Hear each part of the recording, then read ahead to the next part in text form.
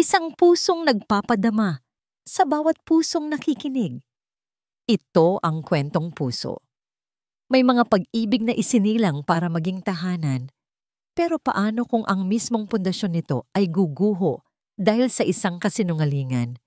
Ito ang kwento ni Mia, isang babaeng nagmahal ng buo, pero pinarusahan ng walang kalaban-laban. Isang babaeng pinagkaitan ng dignidad at itinapon sa dilim, dala-dala ang isang sikretong habambuhay niyang iingatan. At ang pagbasag sa kanyang mundo ay hindi nagsimula sa isang sigaw o sampal, kundi sa isang hatol na kasing lamig ng yelo mula sa mga labing minsan niyang iginalang. Pagnanakaw. Isang salita. Malamig, matigas, at tumusok ito sa puso ni Mia na parang pinong piraso ng yelo. Tumigil ang pag-ikot ng kanyang mundo. Sa marangyang sala ng mga Villarreal, kung saan dati ay puno ng mga pangarap at matatamis ng ngiti, ngayon ay nababalot ng katahimikang nakakabingi. Ikaw ang kumuha ng kwintas ko, Mia. Aminin mo. Ang boses ay mula kay Doña Celestina, ang babaeng tiningala niya, ang ina ng lalaking pinakamamahal niya. Ngayon ay nakatayo sa harap niya na parang isang hukom at ang mga mata nito'y nagbabaga sa galit. Nanlamig ang mga kamay ni Mia. Hindi niya magawang gumalaw. Hinanap ng mga mata niya si Ethan. Umaasang sasalubungin siya nito ng pagtatanggol, ng yakap, ng kahit anong magsasabing panaginip lang ang lahat. Nakatayo si Ethan sa tabi ng kanyang ina. Ang muka ay puno ng pagkalito. Ma, ano bang sinasabi niyo? That's impossible. Hindi magagawa ni Mia yan. Impossible? Tumawa si Doña Celestina, isang tawang walang kagalakan. Ipinakita niya ang isang maliit na papel. Isang resibo mula sa sanglaan. At kaninong pangalan at pirma ang nandito? Ethan? Sa kanya. Lumapit si Mia para tingnan. Nakita niya ang pangalan niya, pero hindi yun ang sulat kamay niya. Isang kasinungalingan, isang bitag. Hindi po totoo yan. Halos pabulong na sabi ni Mia. Ang boses niya ay nanginginig, pero hindi na nakinig si Doña Celestina. Ang mga mata niya ay parang apoy, na handang tumupok sa lahat ng katwiran. Huwag ka nang magsinungaling. Akala ko ba'y disente kang babae? Pero isa ka lang palang ahas na pumasok sa pamamahay ko. Ginayuma mo ang anak ko para lang sa pera namin. Bawat salita ay isang sampal.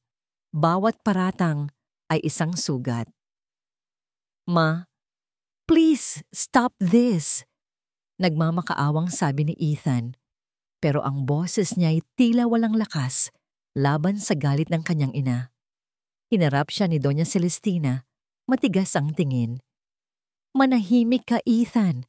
Panahon na para mamili ka. Ang pamilya mo o ang babaeng magnanakaw na ito? Sa sandaling iyon, tiningnan ni Mia si Ethan. Nakita niya ang pag-aalinlangan sa mga mata nito, ang pagiging watak-watak sa pagitan ng pag-ibig para sa kanya at sa tungkulin nito bilang anak. At sa isang iglap, naintindihan ni Mia ang lahat. Natalo na siya. Parang nabasag ang puso niya sa 1,000 piraso. Ang mga luhang kanina pa niya pinipigilan ay bumuhos na. Dumadaloy sa kanyang mga pisngi. Wala nang lumabas na salita sa kanyang bibig. Para saan pa? Naalala niya noong minsan, isinangla niya ang nag-iisang hikaw na pamana ng kanyang yumaong ina para lang mabilhan ng gamot si Doña Celestina nung ito'y nagkasakit. Hindi iyon alam ni Numan. Isang sikretong utang na loob na itinago niya sa puso. At ito ang kapalit. Tumalikod siya. Dahan-dahan. Bawat hakbang ay parang may bigat na 1 tonelada. Hindi na niya kinuha ang kanyang mga gamit.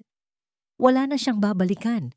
Bago niya pihitin ang seradura ng pinto, dahan-dahan niyang hinaplos ang kanyang tiyan. Isang lihim, isang pangako. Ang nag-iisa niyang lakas. Pagbukas niya ng pinto, bumuhos sa kanya ang malakas na ulan. Kasing lamig ng sakit na nararamdaman niya. Isang huling sulyap ang ibinigay niya kay Ethan na nakatayo lang doon, tulala at walang magawa. At pagkatapos, ang pinto ay sumara ng malakas, lag. Naiwan si Mia sa labas, mag-isa sa gitna ng unos, yakap-yakap ang sarili habang ang mundo niya ay gumuho. Ang tunog ng pagsara ng pinto ay huling hantungan. Para kay Mia, iyon ang tunog ng pagguho ng lahat ng kanyang mga pangarap. Basa, giniginaw, nag-iisa, wala siyang direksyon, ang mga paa niya lang ang nagdadala sa kanya kung saan. Ang bawat patak ng ulan na tumatama sa kanyang balat ay parang maliliit na karayom, ngunit wala itong panama sa sakit na nararamdaman niya sa loob. Ang isip niya'y blangko, ang puso niya'y wasak, pero habang marahan niyang hinihimas ang kanyang tiyan, isang bagay ang malinaw, hindi na siya pwedeng manghina. May isang buhay na umaasa sa kanya, kailangan niyang mabuhay. Sa dulo ng isang madilim na kalye, nakakita siya ng isang waiting shed, isang kanlungan. Doon, sa isang malamig na sementadong upuan, umupo siya at niyakap ang kanyang mga tuhod. Sinusubukang protektahan ang sarili mula sa lamig at sa kalupitan ng mundo. Samantala, sa loob ng mansyon, ang katahimikan ay kasing bigat ng kasalanang naganap. Hinawakan ni Doña Celestina ang balikat ni Ethan. Ang boses niya ay biglang naging malumanay, puno ng pag-aalala na kanina lang ay wala. Anak, I'm sorry na kailangan mong masaksihan ang lahat ng ito. I did this for you, para protektahan ka. Protektahan? Ulit ni Ethan. Ang boses niya ay basag. Ma, pinalayas mo siya. Pinaratangan mo siya. Hindi ko na siya kilala sa mga sinabi mo. Umupo si Doña Celestina sa tabi niya. Hinawakan ang kanyang kamay. Dahil hindi mo talaga siya kilala, Ethan. Nang makausap ko siya ng sarilinan bago ito, umamin siya. She confessed. Sinabi niyang pera lang ang habol niya. Praktikal lang daw siya. At nang bigyan ko siya ng malaking halaga para layuan ka, tinanggap niya agad nang walang pag-aalinlangan. Gumuho ang mundo ni Ethan sa pangalawang pagkakataon. Pera? Tinanggap niya ang pera? Hindi. Hindi ako naniniwala. Mahinang sabi ni Ethan.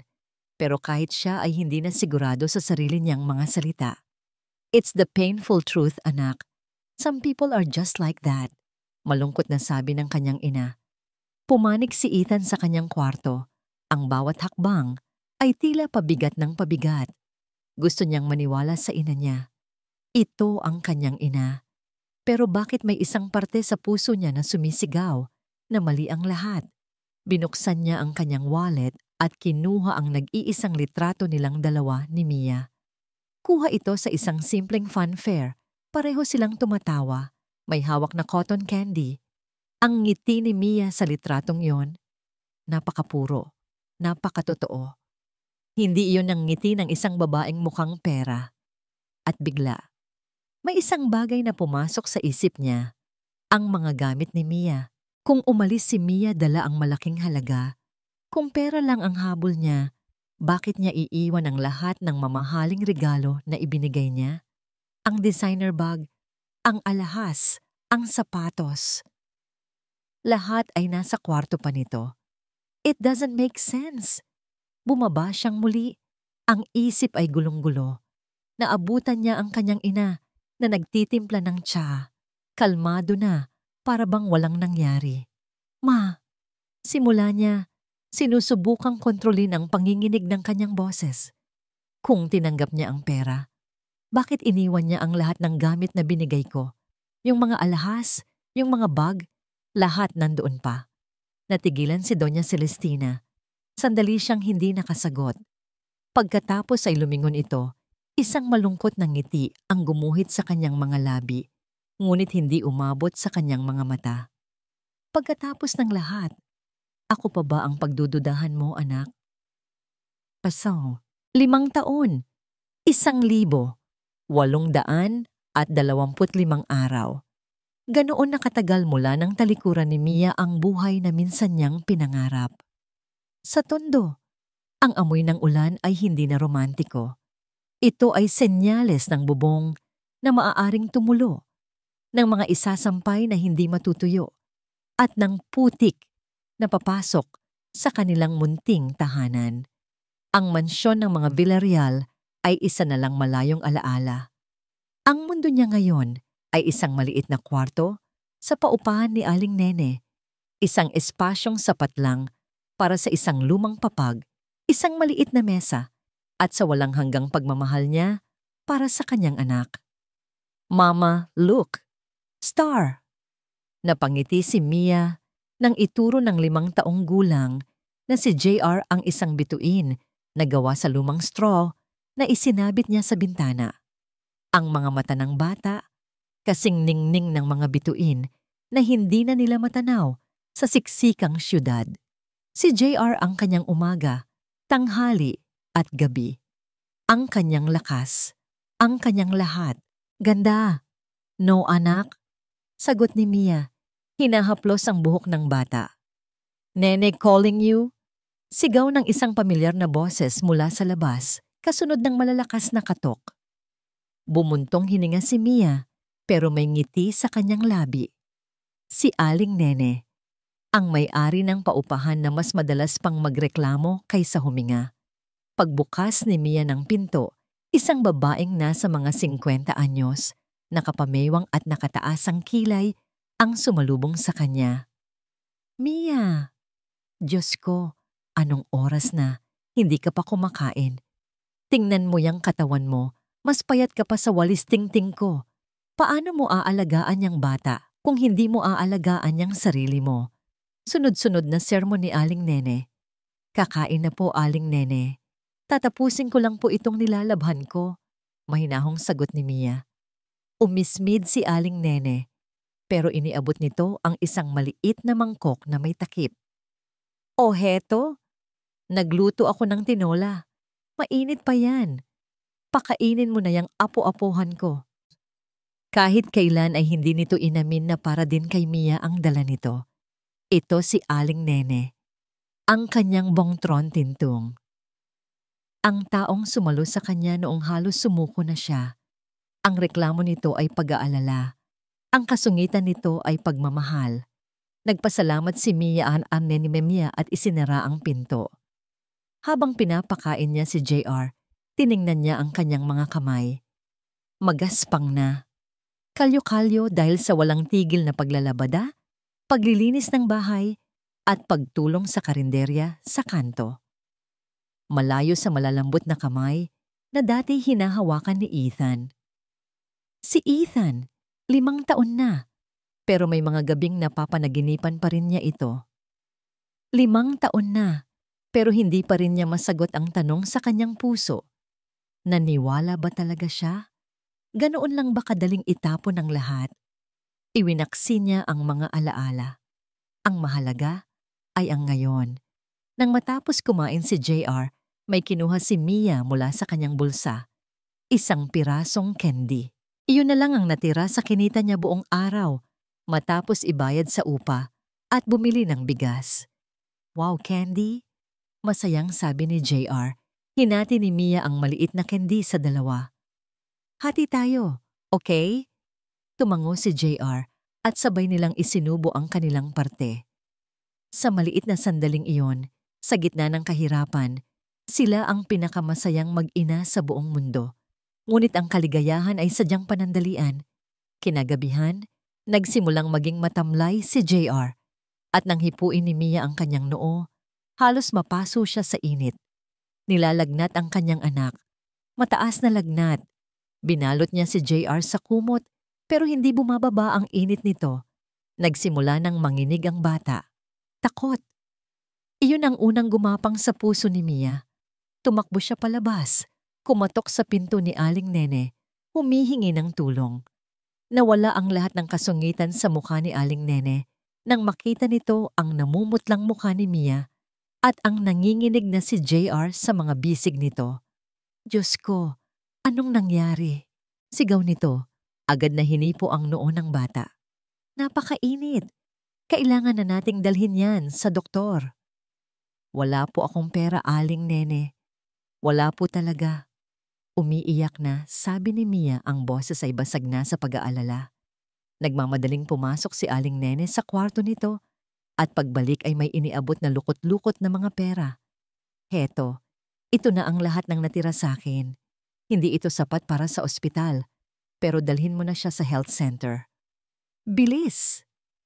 Sa barangay health center, binigyan lang sila ng paracetamol at payo na kung hindi bumaba ang lagnat sa loob ng ilang oras, kailangan na itong isugod sa isang klinika para masuri. Pero lumipas ang mga oras at lalo lang lumala ang kalagayan ni JR. Nagsimula na itong managinip ng masama dahil sa taas ng lagnat. Halos hindi na humihiwalay si Mia sa tabi nito. Patuloy na pinupunasan ang kanyang munting katawan habang paulit-ulit na nagdarasal. Ang pakiramdam ng kawalan ng kapangyarihan ay parang laso na unti-unting pumapatay sa kanyang pag-asa. Wala na siyang kamag-anak na malalapitan. Wala nang kahit isang kusing sa kanyang bulsa. Sa gitna ng kanyang desperasyon, iniwan niya sandali si JR sa pagbabantay ni Aling Nene at lumabas siya, nagbabaka sakaling may milagrong mangyari. Habang naglalakad siya sa ilalim ng mga ilaw ng poste, ang mga mata niya'y napako sa isang papel na nakadikit sa isang pader. Isang anunsyo, isang poster, urgent hiring, construction workers. Sa ilalim nito, nakasulat ang sahod bawat araw, isang halaga na higit pa sa kinikita niya sa 3 araw na paglalabada. Isang halaga na sapat para maipasok niya si JR sa klinika. Napalunok si Mia, trabaho para sa lalaki. Mabigat, mapanganib. Pero sa isip niya, nakikita niya ang mukha ng kanyang anak, pawis na pawis at nahihirapan. Sa sandaling iyon, nagbago ang takot sa kanyang puso. Napalitan ito ng matigas na determinasyon. Gagawin niya ang lahat, kahit ano. Para kay JR. Habang si Mia ay nakikipaglaban para sa kinabukasan, si Ethan naman ay nalulunod sa isang marangyang kasalukuyan na walang kaluluwa. Ang kanyang penthouse unit sa Makati ay perpekto, malinis, moderno, malamig. Mula sa bintana, tanaw niya ang buong syudad na kumikinang. Pero sa loob ng 4 na sulok ng kanyang tahanan, nag-iisa siya. Tagumpay siya sa kanyang propesyon bilang isang arkitekto. Ngunit sa loob ng 5 taon, may isang malaking espasyo sa kanyang puso na hindi mapunan ng kahit anong blueprint o gusali. Isang hapon, tinawagan siya ng kanyang ina. Kailangan daw niyang tulungan itong magligpit ng mga gamit sa dati nitong opisina dahil lilipat na ito sa bago at mas malaking corporate headquarters. Habang nag-aayos ng mga lumang dokumento at tropeo, isang maliit at maalikabok na kahon sa ilalim ng isang kabinet ang nakaagaw ng kanyang pansin. Simple lang ito, walang marka. Dahil sa kuryosidad, binuksan niya ito. Bumungad sa kanya ang isang pamilyar na kislap, ang kwintas. Ang kwintas na ninakaw daw ni Mia. Parang may kung anong dumagan sa dibdib ni Ethan. Bakit itinago ito ng kanyang ina? Kung ito ang ebidensya, bakit hindi niya ito ibinigay sa pulis? Sa ilalim ng kwintas, may isang papel na nakatupi. Luma na at naninilaw. Dahan-dahan niya itong binuklat. Sulat kamay ni Mia. Ethan, mahal ko, may sorpresa ako para sa'yo. Isang balita na alam kong magpapasaya sa ating dalawa. Hindi na ako makapaghintay na sabihin sa'yo mamaya. Ito na ang simula ng lahat para sa atin. Nagmamahal, Mia. Ang sulat ay may petsa. Ang mismong araw na pinaratangan si Mia. Ang araw na gumuho ang mundo nilang dalawa. Tumigil sa paghinga si Ethan. May sorpresa ako para sa'yo. Paulit-ulit na umikot ang mga salitang yon sa kanyang isip. Anong sorpresa? Anong balita? Isang liham na puno ng pag-asa at pagmamahal. Itinago sa ilalim ng isang simbolo ng kasinungalingan. Bigla, ang lahat ng pagdududa na itinago niya sa loob ng 5 taon ay sumabog. Ang mga gabing hindi siya makatulog. Ang mga tanong na walang sagot. Ang imahe ni Mia na umiiyak sa ilalim ng ulan. Lahat ay bumalik.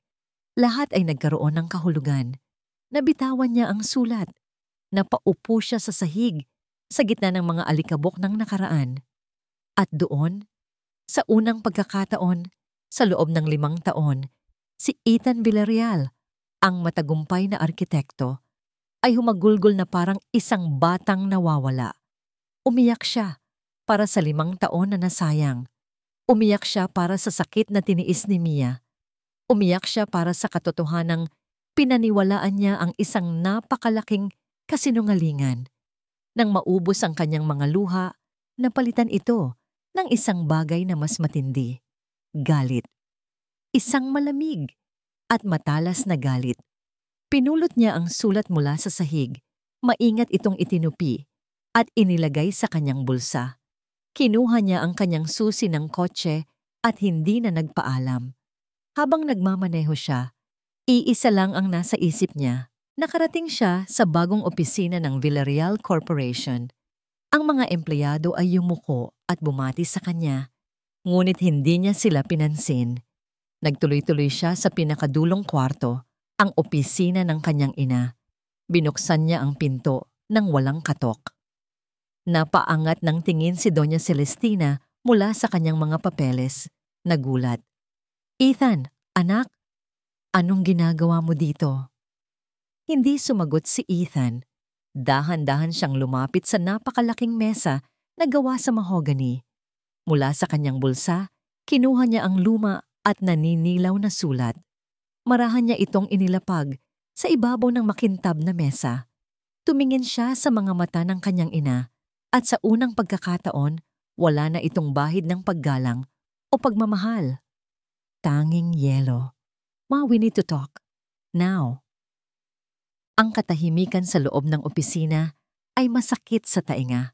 Tinitigan ni Doña Celestina ang sulat na nasa ibabaw ng kanyang mesa na para bang ito ay isang bomba na sasabog anumang oras. Tinaas niya ang kanyang tingin, sinubukang magpakita ng nangiti, ngunit bigo ito. "Ano ito, Ethan? Isang lumang basura mula sa nakaraan." "Huwag niyo akong ituring na parang tanga, ma," sagot ni Ethan. Ang boses niya ay kalmado pero puno ng panganib. 5 taon. 5 taon niyo akong pinaniwala sa isang kasinungalingan." Tumayo si Doña Celestina, nilibot ang mesa at sinubukang hawakan ang braso ng anak. "Hindi ko alam ang sinasabi mo. Ginawa ko ang lahat para protektahan ka mula sa babaeng iyon." "Protektahan?" Malakas na sabi ni Ethan. Tinabig ang kamay ng ina. "Sinira niyo ang buhay niya. Sinira niyo ang buhay ko. For what? For this corporation? For our name?" "Para sa'yo," sigaw ni Celestina. Ang kanyang pagkukunwari ay nagsimulang gumuho. "Hindi siya nararapat para sa'yo, Ethan. Isang hamak na anak ng mangingisda. Anong maibibigay niya sa'yo?" "Pagmamahal," sagot ni Ethan. Ang isang salita ay tumama na parang sampal. "Isang bagay na hindi nabibili ng lahat ng pera niyo. Isang bagay na ipinagkait niyo sa akin." Ipinakita niya ang sulat. "Ano ang sorpresa, ma? Anong balita ang sasabihin niya sa akin sa araw na yon? Ang araw na sinira niyo siya?" Hindi makasagot si Doña Celestina. Ang kanyang mukha ay namutla. Sa isang iglap, nakita ni Ethan ang sagot sa mga mata ng kanyang ina. Takot. At sa sandaling iyon, lahat ng piraso ay nagkabit-kabit sa isip ni Ethan. Isang sorpresa, isang sikreto, isang dahilan para umalis ng walang salita, isang dahilan para tiisin ang lahat. Isang bata. Parang sinaksak ang puso ni Ethan. Ang posibilidad na yon, na mayroon siyang anak na hindi niya nakilala, na lumaki sa hirap habang siya ay nabubuhay sa luho, ay isang sakit na hindi niya kayang ilarawan. "Diyos ko," bulong niya, napahawak sa kanyang dibdib. "May anak kami, hindi ba?" Ang katahimikan ni Doña Celestina ay ang kanyang pag-amin. Tumalikod si Ethan. Hindi na niya kayang tingnan pa ang mukha ng sarili niyang ina. Naglakad siya patungo sa malaking bintana. Tinitingnan ang syudad sa ibaba. Isang syudad na balak niyang pagharian. Isang syudad na ngayon ay wala ng halaga. Tapos na tayo, sabi niya. Ang boses ay pinal at walang emosyon. Anong ibig mong sabihin? Nanginginig na tanong ni Celestina. Humarap si Ethan. Wala nang luha sa kanyang mga mata. Wala nang galit. Tanging isang malawak na kawalan. Simula sa araw na ito, hindi na ako isang Villarreal. Tinatalikuran ko na ang pangalan, ang pera, ang lahat ng ito. Wala akong dadalhin kahit isang kusing na galing sa kasinungalingang ito. Hindi mo pwedeng gawin yan, Ethan. Ako ang ina mo. Sa akin ka may utang na loob. Ang utang ko ay kay Mia, mariing sabi ni Ethan. At sa anak na ipinagkait niyo sa akin, hahanapin ko sila at babayaran ko ang utang na yon. Kahit buong buhay ko pa ang maging kabayaran. Naglakad siya palabas ng pinto. Hindi na lumingon pa. Naiwan si Doña Celestina, mag-isa sa kanyang napakalaking opisina. Napaluhod sa sahig habang ang tunog ng mga yapak ng papalayong anak ay ang huling dagok sa kanyang tagumpay na ngayon ay abona. Sa loob ng kanyang kotse, walang direksyong nagmaneho si Ethan. Pero habang tinatahak niya ang kalsada, isang ideya ang nabuo sa kanyang isip. Isang paraan para magsimula muli. Isang paraan para magbayad sala. Hindi niya gagamitin ang kanyang pera. Gagamitin niya ang kanyang talento. Magtatayo siya, hindi ng mga matataas na gusali para sa mayayaman, kundi ng mga tahanan para sa mga nangangailangan. Isang bahay para sa lahat. Isang bahay na sana ay maialay niya sa pamilyang ninakaw mula sa kanya. Ang sikat ng araw sa construction site ay parang latigo sa balat. Ang ingay ng mga bakal na nagbabanggaan at sigawan ng mga trabahador ay isang mundong napakalayo sa tahimik na opisina na dati niyang pinagtatrabahuhan. Para kay Mia, ito ang bagong realidad. Hoy, miss! Sigurado ka ba dyan? Baka mabalian ka. Sigaw ng foreman, isang lalaking may mabagsik na mukha pero may bakas ng pag-aalala sa boses. Hindi sumagot si Mia. Ibinuhos niya ang lahat ng kanyang natitirang lakas para buhatin ang isang sako ng semento. Ang bigat nito ay halos magpaluhod sa kanya. Bawat hibla ng kanyang kalamnan ay sumisigaw. Pero sa isip niya, iisang imahe lang ang nakikita niya. Ang mukha ni JR na nilalagnat. Kaya mo to, Mia, para kay JR. Habang si Mia ay nakikipagbuno sa semento at alikabok, si Ethan naman ay nagsisimulang maghukay sa ilalim ng mga kasinungalingan gamit ang sarili niyang pera na naipon mula sa mga personal niyang proyekto. Umupa siya ng isang maliit na kwarto sa isang apartment sa Quezon City. Simple, malinis, at malayo sa anino ng kanyang pamilya. Ang una niyang ginawa ay hanapin ang mga dating kasambahay na biglang nag-resign pagkatapos ng insidente 5 taon na ang nakalipas. Ang una sa kanyang listahan, si Manang Elsa, ang labanderang malapit noon kay Mia. Natagpuan niya ito sa isang maliit na karinderya sa Pasig kung saan ito ngayon nagtatrabaho. Halatang nagulat at natakot si Manang Elsa nang makita siya. Sir Ethan, anong ginagawa niyo dito? Nauutal na tanong nito. Manang, kailangan ko po ng tulong niyo, sabi ni Ethan. Ang boses ay mahinahon at puno ng pakiusap. Tungkol po ito kay Mia. Namutla ang matanda. Naku sir, wala po akong alam. Matagal na po iyon.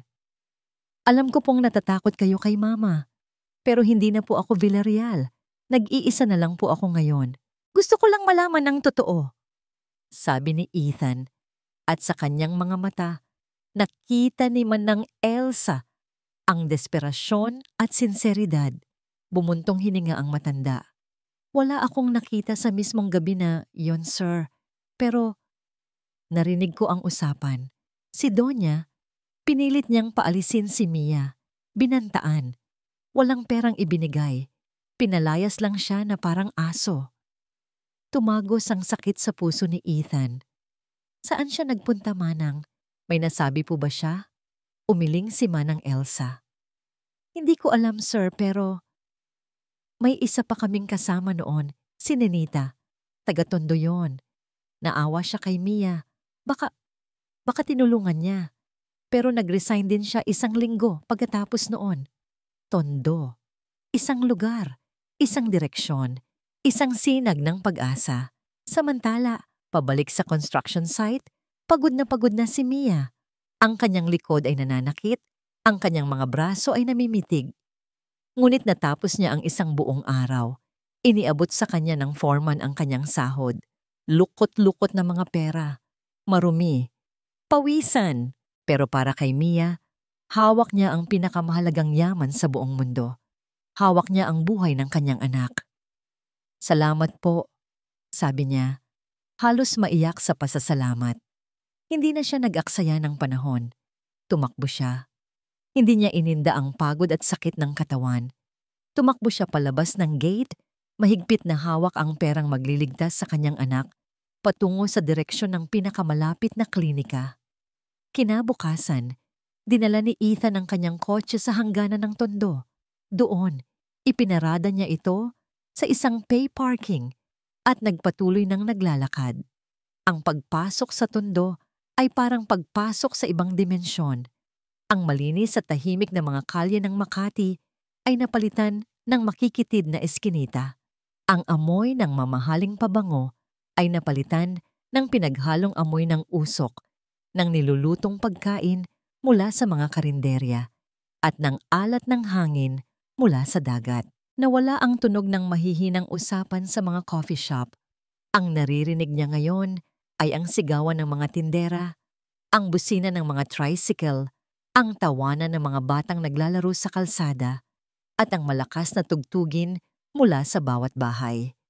Para sa isang taong lumaki sa isang mansyon kung saan ang katahimikan ay ginto, ang ingay ng Tondo ay nakakabingi. Pero sa gitna ng lahat ng ito, may kakaibang enerhiya. Isang pulsasyon ng buhay. Hawak niya sa isang pirasong papel ang pangalang ibinigay ni Mana ng Elsa. Nenita. Isang pangalan sa isang dagat ng tao. Saan siya magsisimula? Nagtanong-tanong siya sa ilang mga tindahan, ngunit walang nakakakilala sa pangalang iyon. Bawat iling na natatanggap niya ay isang maliit na kabiguan. Sa gitna ng kanyang paghahanap, nakaramdam siya ng gutom. Pumasok siya sa isang maliit na karinderya. Umorder siya ng kanin at adobong sitaw. Simple. Pero ang lasa ay tunay. Habang kumakain, pinagmasdan niya ang mga tao sa paligid. Mga construction worker na nagtatawanan. Habang kumakain, mga nanay na may bitbit na mga bayong, mga estudyanteng nag-aasaran. Pagod ang kanilang mga mukha, pero ang kanilang mga mata ay buhay. Pinagmasdan niya ang mga batang naghahabulan sa labas, mga paay na kayapak, pero ang mga ngiti ay abot langit. Nakita niya ang pagtutulungan ng mga magkakapit-bahay. Isang init na hindi niya kailanman naramdaman sa loob ng malamig na mansyon ng kanyang ina. Ito ang mundo kung saan maaaring napadpad si Mia. Isang mundong mahirap, pero totoo. Isang kakaibang koneksyon ang naramdaman niya sa lugar. Isang pakiramdam na kahit gaano ito kagulo at kaingay, mayroon itong puso.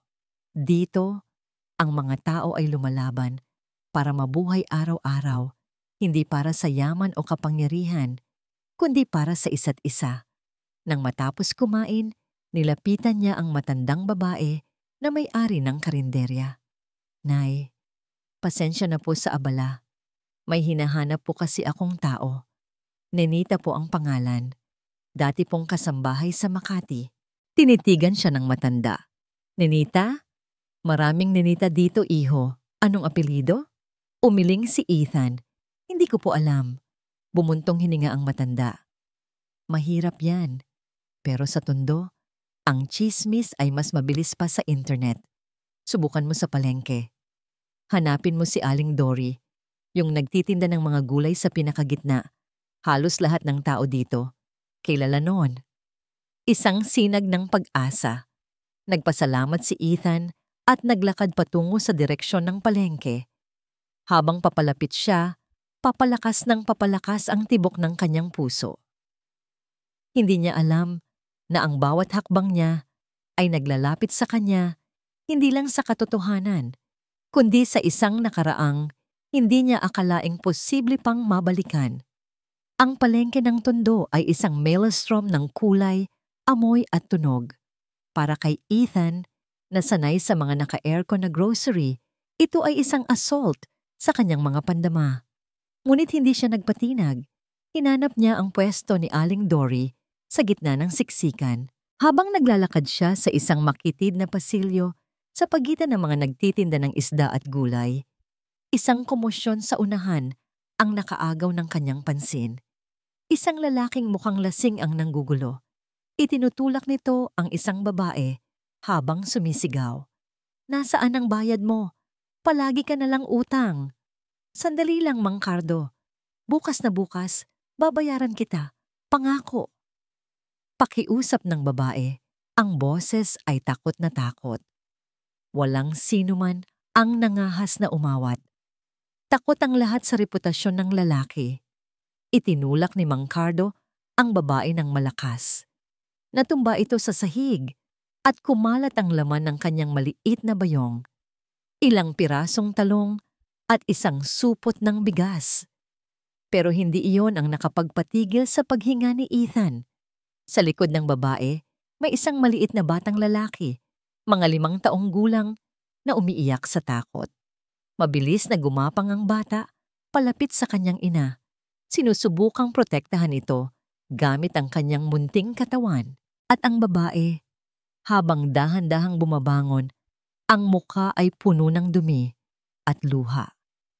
Ang mukha niya, ang mga mata niya, parang isang kidlat na tumama kay Ethan. Ang tibok ng kanyang puso ay huminto.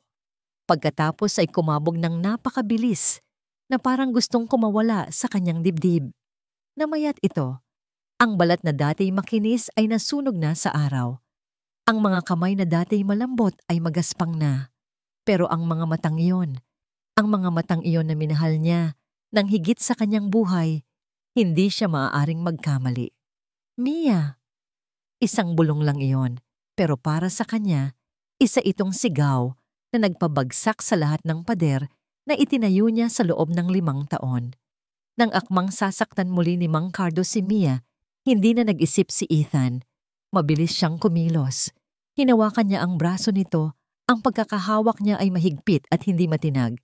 Nagulat si Mang Cardo. "Sino ka ba? Huwag kang makialam dito." "Tama na yan," sabi ni Ethan. Ang boses niya ay kalmado, ngunit may bigat na nagpatigil sa lahat ng ingay sa paligid. Sa pagitan ng 2 lalaki, dahan-dahang itinaas ni Mia ang kanyang paningin. Narinig niya ang boses na yon. Isang boses na sa loob ng 5 taon ay pilit niyang kinalimutan, ngunit gabi-gabi niyang naririnig sa kanyang mga panaginip.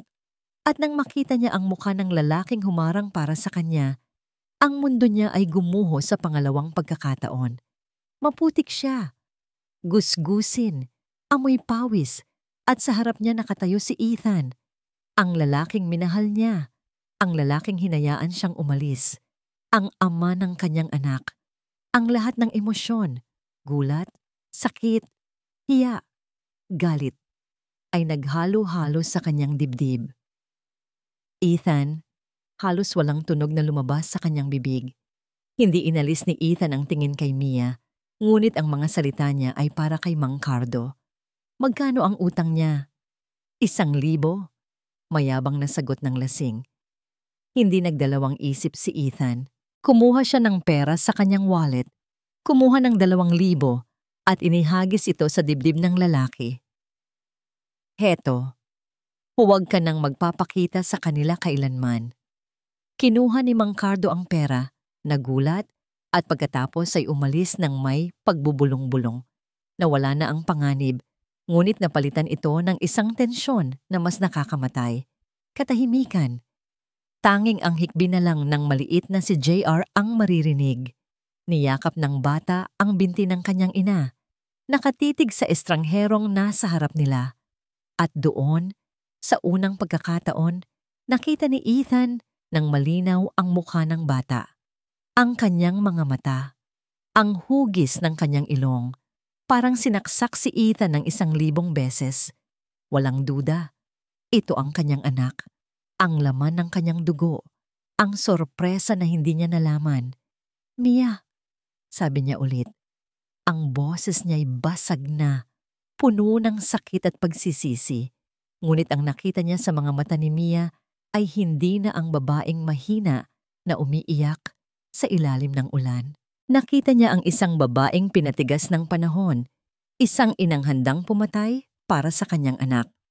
Mabilis na pinulot ni Mia ang mga nahulog na gulay at hinila si JR. "Huwag," sabi niya. Ang boses ay malamig at matigas. "Umalis ka na." Tumalikod siya at nagsimulang maglakad palayo. Hila-hila ang kanyang anak na patuloy na tumitingin pabalik sa lalaking nagligtas sa kanila. "Mia, sandali!" Sigaw ni Ethan. Sinubukang humakbang para sundan sila. Pero si Mia, kasama ang kanilang anak, ay mabilis na nawala sa siksikan ng mga tao sa palengke, nilamon ng magulong mundo na naging kanlungan niya sa loob ng 5 taon. Naiwan si Ethan, nakatayo sa gitna ng palengke, mag-isa. Natagpuan na niya sila, at sa isang iglap, nawala rin sila. Tumakbo si Mia na parang hinahabol ng sarili niyang multo. Hindi niya alintana ang mga taong nababangga niya. Ang tanging nasa isip niya ay ang makalayo. Makalayo kay Ethan. Makalayo sa sakit. Hawak niya ng mahigpit ang kamay ni JR. "Dalian mo, anak. Bilis," sabi niya. Ang boses ay nanginginig. Ang stress mula sa pag-aalala. Para kay JR, ang pagod mula sa trabaho sa construction. At ngayon, ang biglaang paglabas ni Ethan. Lahat ay bumuhos sa kanya ng sabay-sabay. Naramdaman niya ang isang matinding kirot sa kanyang puson. Bigla, matalas. Napahinto siya at napahawak sa kanyang tiyan. Halos hindi makahinga. "Mama, okay ka lang?" tanong ni JR. Ang maliliit na mata ay puno ng pag-aalala. Sinubukan ni Mia na humakbang muli, pero isa pang mas matinding kirot ang pumilipit sa kanya. Napaluhod siya sa gitna ng eskinita. Malamig na pawis ang nagsimulang tumulo sa kanyang noo. May mali. May napakasamang nangyayari. "Aling Nene!" Iyon ang tanging pangalan na naisigaw niya bago siya tuluyang manghina. Samantala, naiwang tulala si Ethan sa palengke. Nang matauhan, isang bagay lang ang alam niyang kailangan niyang gawin. Hanapin sila. Mabilis siyang nagtungo sa pwesto ni Aling Dory. Ang tinderang sinabi sa kanya kanina, "Aling Dory, tulong po. Yung babae pong natumba kanina na may kasamang bata. Kilala niyo po ba sila?" Halos magkanda-ugaga na tanong ni Ethan. Tinitigan siya ni Aling Dory. "Si Mia?" "Oo. Nakatira yan sa paupahan ni Nene." "Bakit? Ano mo ba sila?" Hindi na sumagot si Ethan. Ang pangalan ni Aling Nene ang tanging kailangan niya. Nagtanong siya kung saan ang bahay nito at tumakbo ng buong bilis. Sinusundan ang mga direksyong ibinigay sa kanya. Pagdating niya sa lugar, naabutan niya ang kaguluhan. Nakita niya si Aling Nene at ilang kapitbahay na maingat na isinasakay ang isang nanghihinang si Mia sa isang tricycle. "Dalhin na natin siya sa ospital. Bilis!" Sigaw ni Aling Nene. Ang muka ay puno ng pag-aalala. Sumunod si Ethan. Sakay ng sarili niyang kotse, maingat niyang binuntutan ang tricycle hanggang sa makarating sila sa pinakamalapit na pampublikong ospital. Sa waiting area, hinarap ni Aling Nene si Ethan. Ang mga matay nag-aapoy sa galit. "Sino ka ba? Anong ginawa mo kay Mia?" "Okay lang siya kanina, bago ka nagpakita." Ako po ang ama ni JR," mahinang sabi ni Ethan. Bawat salita ay parang kutsilyong sumusugat sa sarili niyang lalamunan. Natigilan si Aling Nene. Tiningnan niya si Ethan mula ulo hanggang paa. Ang mamahaling damit. Ang ayos ng isang taong hindi nabibilang sa kanilang mundo. Pagkatapos ay isang mapait na tawa ang kumawala sa kanya. "Ang ama? Saan ka nanggaling sa loob ng 5 taon?" Tanong niya. Ang boses ay puno ng pangungutya. Alam mo ba kung ilang gabi siyang umiiyak dahil sa'yo? Alam mo ba kung paano niya tiniis ang gutom para lang may maipakain sa anak mo? Alam mo ba na nagtrabaho siya sa construction, nagbuhat ng semento, para lang may maipagamot sa lagnat ng anak mo? Bawat tanong ay isang suntok sa sikmura ni Ethan. Hindi siya makasagot. Tanging ang pag-agos ng luha sa kanyang mga mata ang kanyang naging tugon. 5 taon siyang nag-isa. 5 taon niyang binuhat ang mundo para sa batang yon. At ikaw, darating ka lang na parang wala kang kasalanan? Sa sandaling yon, lumabas ang isang doktor mula sa emergency room. Family of Mia Cruz, mabilis na lumapit ang dalawa. Kami po. Kamusta po siya, Doc? Tanong ni Aling Nene. She's under severe stress and exhaustion. It triggered premature labor. Paliwanag ng doktor. Ginagawa namin ang lahat, pero kailangan nating maging handa. Critical ang sitwasyon niya. Ang salitang critical ay umalingaw-ngaw sa pandinig ni Ethan. Premature labor. Ang sorpresa. Ito ang sorpresa. 5 taon na ang nakalipas. Hindi. Bigla niyang naintindihan. Ang pagbubuntis na nakita niya sa construction site sa kanyang panaginip. Ang babaeng kahawig ni Mia. Hindi yun panaginip. Ito ay isang pangangitain. Si Mia, nagdadalang tao ulit siya. Napaluhod si Ethan sa sahig ng ospital. Hindi dahil sa pagod, kundi dahil sa bigat ng katotohanang sumampal sa kanya. Hindi lang isang buhay ang ipinagkait sa kanya ng kasinungalingan. 2. Ang mga pader ng ospital ay tila nagsasara sa paligid ni Ethan. Bawat segundo na lumilipas ay parang isang walang hanggang paghihintay. Si Aling Nene ay tahimik na nakaupo sa isang tabi, nagdarasal, habang si JR naman ay nakatulog na sa kanyang kandungan, pagod sa mga pangyayari. Si Ethan ay hindi mapakali. Naglalakad siya pabalik-balik sa hallway. Ang mga salita ni Aling Nene ay paulit-ulit na tumatatak sa kanyang isipan. Nagbuhat ng semento, tiniis ang gutom, isang galit na hindi niya panaramdaman kailanman ang nagsimulang umakyat mula sa kaibuturan ng kanyang kaluluwa. Isang galit na hindi na para sa kanyang sarili, kundi para sa 2 taong sinira ng kasakiman ng kanyang ina. Kinuha niya ang kanyang telepono. Isang numero lang ang tinawagan niya. Nang sagutin ito, isang malamig at autoritatibong boses ang kanyang narinig. Ethan? What is it now? Umuwi ka na. Nasa ospital ako. Sagot ni Ethan. Ang boses niya ay walang emosyon, na lalong nakakatakot. Ano? Anong nangyari sa'yo? Are you hurt? Papunta na ako. Nagbago ang tono ni Doña Celestina. Napalitan ng pag-aalala. Huwag! Mariing sabi ni Ethan. Hindi ako ang pasyente. Si Mia at ang 2 kong anak. Katahimikan sa kabilang linya. Dahil sa stress na idinulot ng pagtatago niya mula sa hustisyang dapat ay sa inyo, nanganganib ang buhay niya at ng pangalawa naming anak. Patuloy ni Ethan. Gusto ko lang malaman ninyo. Gusto kong ipamukha sa inyo ang resulta ng ginawa ninyo. Ethan, anak, let me explain. Walang dapat ipaliwanag. Putol ni Ethan. May isa lang akong huling sasabihin sa inyo, Ma. At gusto kong makinig kayo ng mabuti. Huminga siya ng malalim. Pinipigilan ang panginginig ng kanyang boses. Kung may mangyaring masama kay Mia o sa mga anak ko, hindi lang pangalan ninyo ang tatalikuran ko. Sisiguraduhin kong malalaman ng buong mundo kung sino talaga si Doña Celestina Villarreal. Sisirain ko ang lahat ng itinayo ninyo, tulad ng pagsira ninyo sa pamilya ko. Hindi na niya hinintay ang sagot. Ibinaba niya ang tawag. Iyon na yon. Ang huling sinulid na nag-uugnay sa kanyang nakaraan ay naputol na. Wala nang atrasan. Sa Villarreal Corporation, nabitawan ni Doña Celestina ang kanyang telepono. Napaupo siya sa kanyang mamahaling leather na upuan. Sa unang pagkakataon, ang babaeng bakal, ang reyna ng kanyang imperyo ay nagpakita ng kahinaan. Ang banta ng kanyang anak ay hindi biro. Nakita niya ang determinasyon sa mga mata nito kanina. Nagsimulang mag-unahan ang mga luha sa kanyang mga mata. Ngunit hindi ito luha ng pagsisisi. Ito ay luha ng takot. Takot na mawala ang lahat ng pinaghirapan niya.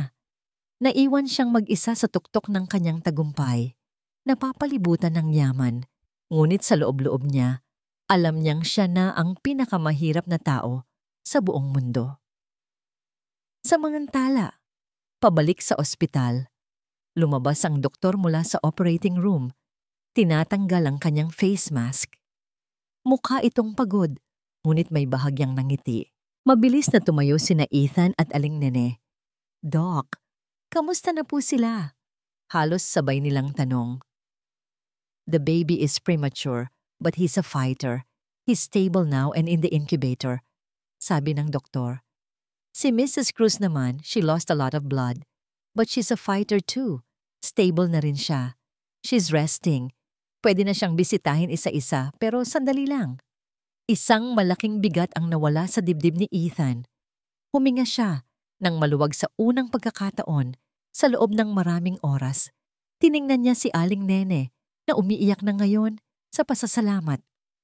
"Mauna na po kayo," sabi ni Ethan. "Karapatan niyo po yan." Nagulat si Aling Nene sa sinabi ni Ethan, ngunit tumango ito at pumasok sa kwarto. Habang naghihintay, naupo si Ethan sa tabi ni JR na mahimbing pa ring natutulog. Hinaplos niya ang buhok ng bata. Ang kanyang puso ay umaapaw sa pagmamahal at sakit. Ito ang kanyang anak. At sa kabilang pinto, ang kanyang pangalawang anak. At ang babaeng handang isugal ang lahat para sa kanila. Hindi na siya aalis. Kahit itaboy pa siya ng paulit-ulit. Dito na ang lugar niya. Sa tabi nila.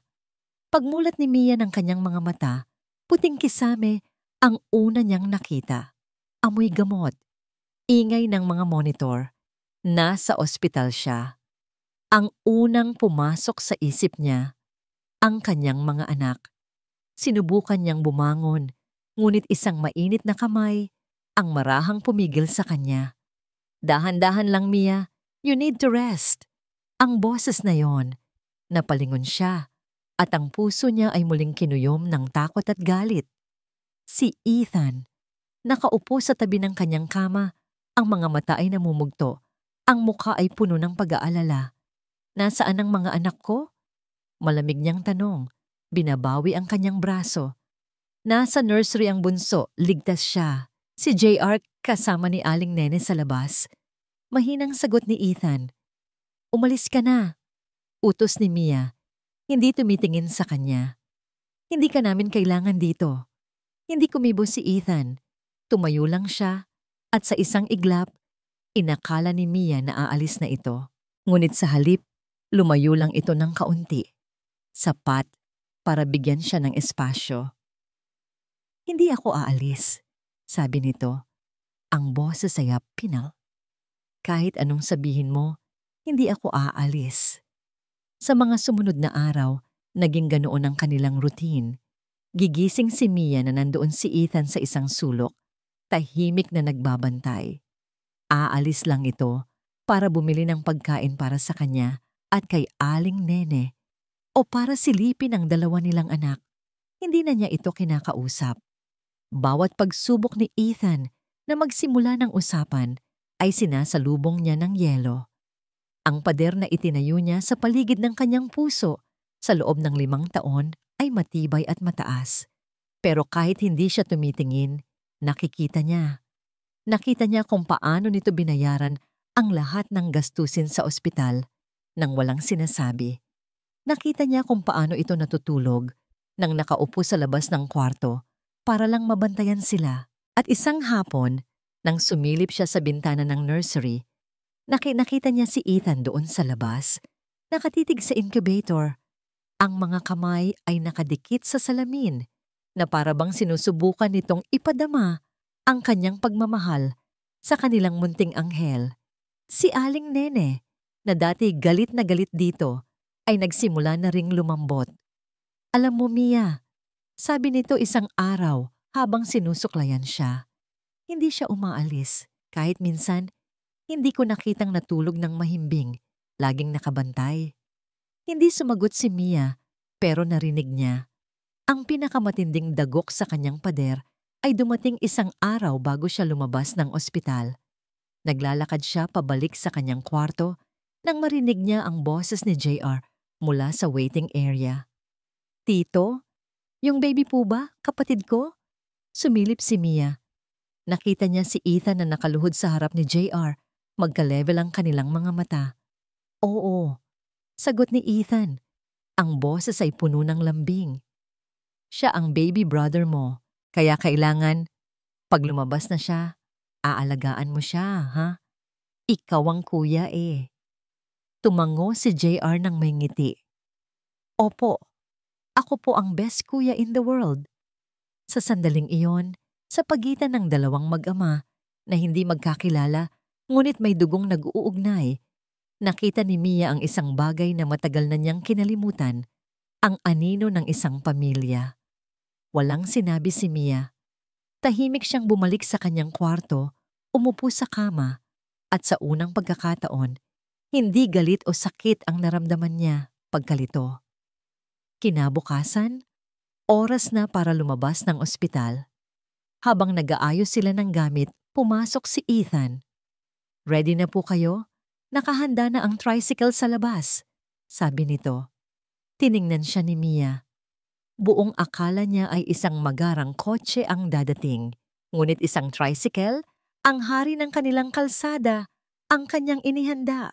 Isang maliit na bagay, pero para kay Mia, ito ay isang malaking mensahe. Hindi siya narito para hilahin sila pabalik sa kanyang mundo. Narito siya para subukang maging parte ng mundo nila. Hindi na siya tumanggi.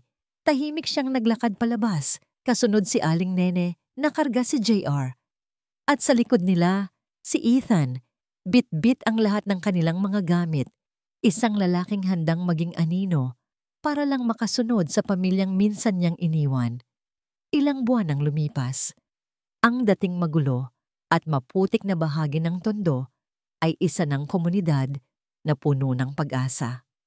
Dito nakatayo ang bahay para sa lahat, isang proyektong simple ngunit disente, na may mga makukulay na pinto at maliliit na hardin sa bawat bintana. Ito ang araw ng inaugurasyon. Puno ang lugar ng mga residente, mga opisyal ng barangay, at ng masayang tawanan ng mga bata. Sa gitna ng damdong, tahimik na nakatayo si Mia, karga ang natutulog nilang bunso.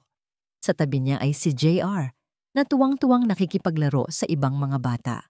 At sa likod nila, si Aling Nene, na hindi maipinta ang nangiti sa labi. Nasa isang maliit na entablado si Ethan. Hindi na siya ang Ethan na may suot na mamahaling suit. Nakasuot lang siya ng simpleng polo shirt at maong. Ngunit ang tindig niya ay may bigat at dignidad na hindi maikukubli. Huminga siya ng malalim bago magsalita sa mikropono. "Maraming salamat po sa pagdalo ninyong lahat." Simula niya. Ang boses ay matatag. "Marami ang nagtatanong sa akin, bakit dito? Bakit ganito?" Sabi nila, sayang daw ang talento ko sa maliliit na proyektong tulad nito. Sandali siyang huminto at ang mga mata niya ay naglakbay sa gitna ng mga tao hanggang sa natagpuan nito ang mga mata ni Mia. "Pero natutunan ko po na ang halaga ng isang bahay ay wala sa taas o sa granito. Ang tunay na tahanan ay hindi gawa sa semento, kundi sa puso. Ito ay lugar kung saan ka ligtas. Isang lugar para sa mga pangalawang pagkakataon. Isang lugar kung saan ang pamilya ay nabubuo."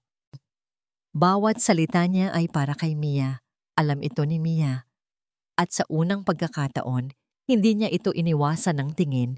Hinayaan niyang makita ni Ethan ang pasasalamat at ang unti-unting paghilom sa kanyang mga mata. Pagkatapos ng kanyang talumpati at ng masigabong palakpakan, bumaba si Ethan sa entablado. Ngunit hindi siya pumunta sa mga opisyal. Naglakad siya ng diretso, nilagpasan ang lahat, hanggang sa huminto siya sa harap ni Mia. Biglang tumahimik ang paligid. Ang lahat ng mga mata ay nakatuon sa kanila. Walang sinabi si Ethan. Dahan-dahan, Sa harap ng daan-daang tao, lumuhod siya sa isang tuhod. Napaawang ang bibig ni Mia.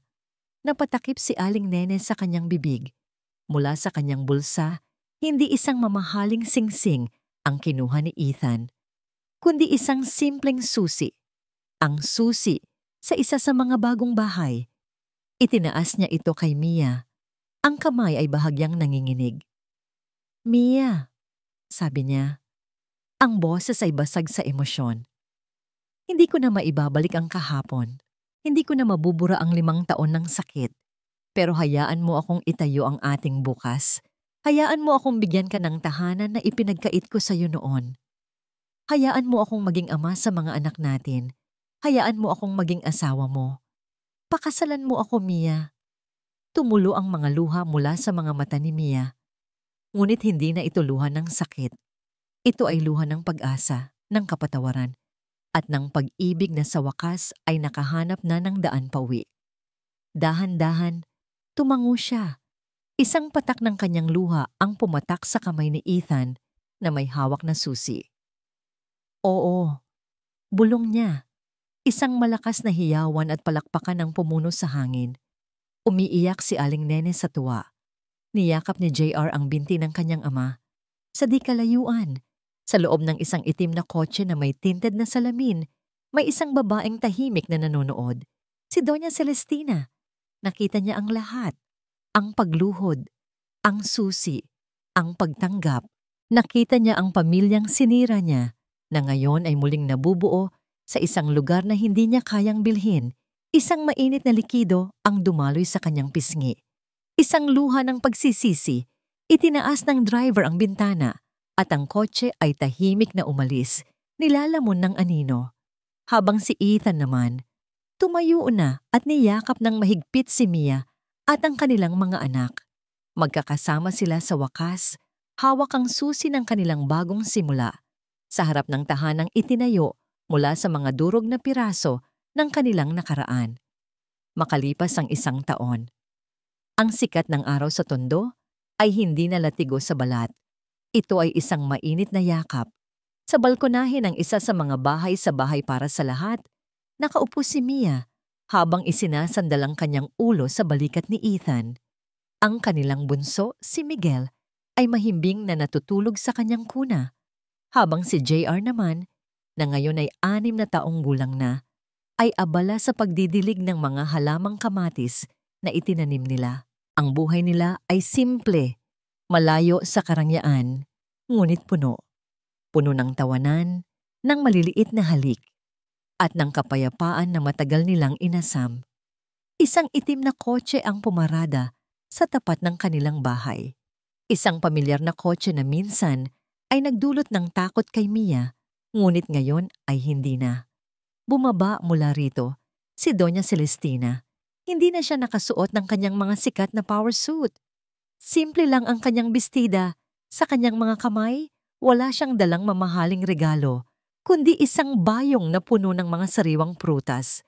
Lumabas sina Mia at Ethan para salubungin siya. Hindi na ito ang tensyonadong paghaharap ng nakaraan. Mayroon ng respeto at distansya, ngunit wala ng galit. "Lola!" Masayang sigaw ni JR, at tumakbo ito para yakapin ang binti ng kanyang lola. Isang tunay na ngiti ang gumuhit sa mga labi ni Doña Celestina. Isang nangiti na sa wakas ay umabot na sa kanyang mga mata. Yumuko siya at hinaplos ang buhok ng kanyang apo. "Kamusta ang pinakamagaling kong hardinero?" tanong niya. Ito na ang kanilang routine sa loob ng ilang buwan. Isang beses sa isang linggo, bibisita si Celestina, hindi bilang isang reyna, kundi bilang isang lola na sinusubukang bumawi sa nawalang panahon. Inabot niya ang bayong kay Mia.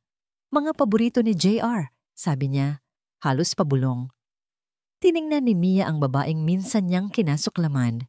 Nakita niya ang mga kulubot sa mukha nito na wala pa doon dati. Nakita niya ang kalungkutan sa mga mata nito na hindi na maitatago ng anumang alahas. At sa wakas, naintindihan niya, ang pagpapatawad ay hindi para sa taong nakasakit sa'yo. Ito ay para sa sarili mo. Ito ang pagpapalaya sa sarili mula sa bigat ng galit. "Salamat po," sabi ni Mia, at sa kanyang boses mayroong sinseridad. "Gusto niyo po bang pumasok para sa merienda?" Nagulat si Celestina sa alok. Dahan-dahan, tumango siya. Sa loob ng kanilang munting tahanan, naupo silang lahat. Si Ethan at Mia sa isang tabi, si Celestina sa kabila, at si JR sa gitna. Masayang ikinukwento ang kanyang mga kamatis. Ang eksena ay hindi perpekto. Ang mga sugat ng nakaraan ay naroon pa rin, tulad ng mga peklat na hindi na mabubura. Ngunit hindi na ito sariwa, hindi na ito masakit. Natutunan ni Mia na ang kapayapaan ay hindi ang kawalan ng problema, kundi ang kakayahang harapin ito ng may buong puso. Natutunan ni Ethan na ang tunay na lakas ay wala sa kayamanan, kundi sa pag-aalaga sa pamilya. At si Doña Celestina, sa kanyang katandaan, ay natutunan ang pinakamapait na leksyon na ang pag-ibig na sinusubukang ikulong ay mamamatay, ngunit ang pag-ibig na pinalaya ay babalik. Habang pinagmamasdan ni Mia ang kanyang mag-aama na nagtatawanan, hinawakan ni Ethan ang kanyang kamay. Tumingin ito sa kanya. Ang mga mata ay puno ng pagmamahal na hindi kumukupas. Dito, sa gitna ng ingay at sigla ng tondo, sa isang bahay na itinayo, hindi lamang ng semento, kundi ng mga pangarap at pangalawang pagkakataon, natagpuan ni Mia ang kanyang tunay na tahanan. Isang tahanan na hindi nasusukat sa laki, kundi sa lalim ng pusong marunong magmahal at, higit sa lahat, marunong magpatawad. At dito nagtatapos ang kwento ni Mia at Ethan. Mula sa kaibuturan ng aming puso, isang taos-pusong pasasalamat sa iyo na nanatili at sinamahan sila hanggang sa huli. Hindi ko itatanggi habang isinusulat ko ang mga tagpo sa ospital kung saan ang buhay ay nasa bingit ng alanganin. Kasabay ng pagpatak ng luha ni Mia, ang pagpatak din ng sarili kong luha. Ang bawat kwento ay may pinagmumulan, at ang kwentong ito ay hango sa paniniwalang ang tunay na lakas ay hindi nasusukat sa pagtayo, kundi sa paulit-ulit na pagbangon matapos madapa. Ito ay isang paalala na kahit gaano kadilim ang nakaraan, laging may isang butil ng pag-asa na maaaring itanim. At ang butil na yon, dinidiligan ng pagpapatawad hanggang sa ito'y muling sumibol at mamunga. Ngunit iiwan ko sa iyo ang isang tanong. Kung ikaw si Mia, sa harap ng lahat ng sakit at pagtataksil, magagawa mo rin kayang buksan ang iyong puso para sa pagpapatawad? Ibahagi mo naman ang iyong saloobin sa comment section. At kung ang kwentong ito ay sumalat sa iyong puso, huwag kalimutang i-like at i-share ang video na ito. Ang kwento ay isinulat ni Kwentong Puso